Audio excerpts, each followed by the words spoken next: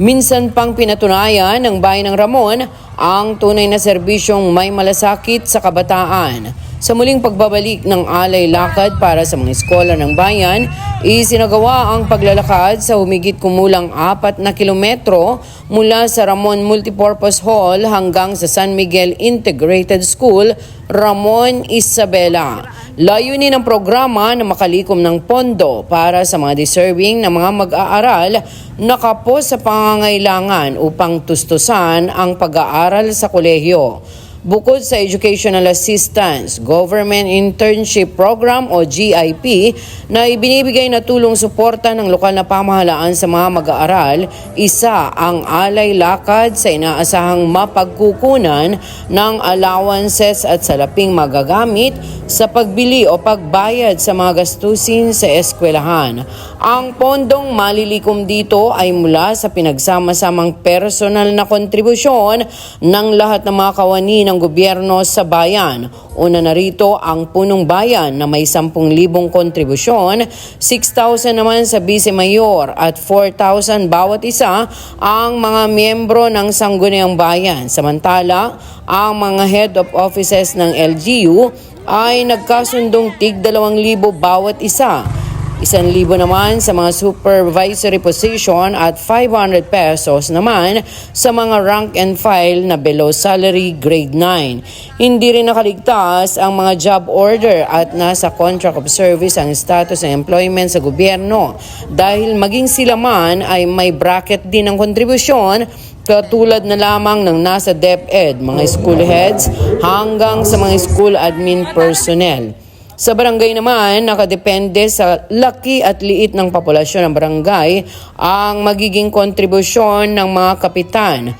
2,000 sa malalaking barangay at 1,000 sa mga maliliit at 500 naman sa iba pang mga opisyales.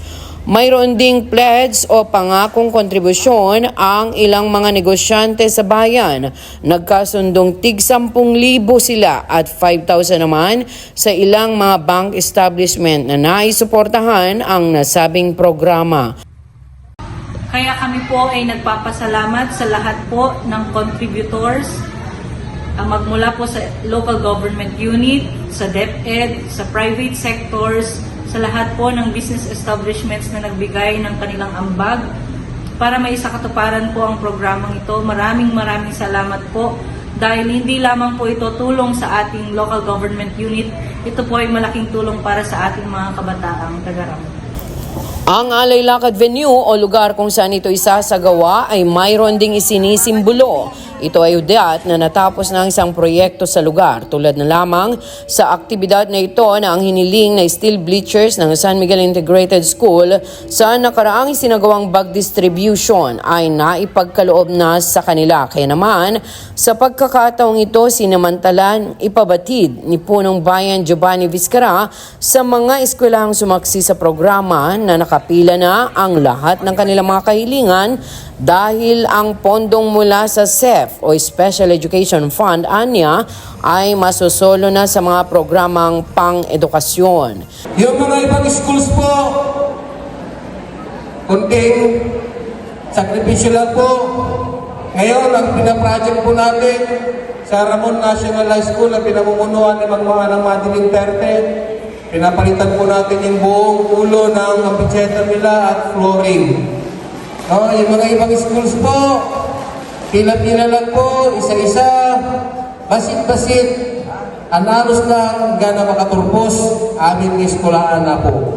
Isa sa naging tampok ng programa ay ang pagpapakilala ni Sangguniang Bayan member Adriano Sabado sa lahat ng mga naging bunga ng mga nagdaang alay lakad program kung saan halos lahat ay mga naging professional na.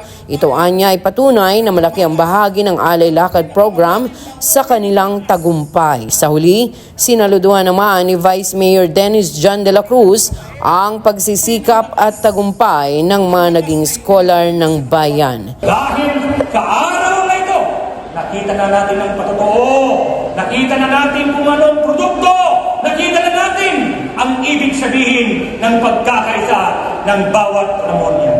Mula po ay inyong Vice Mayor, isang maligayang Pasko at isang masagana at maligong bagong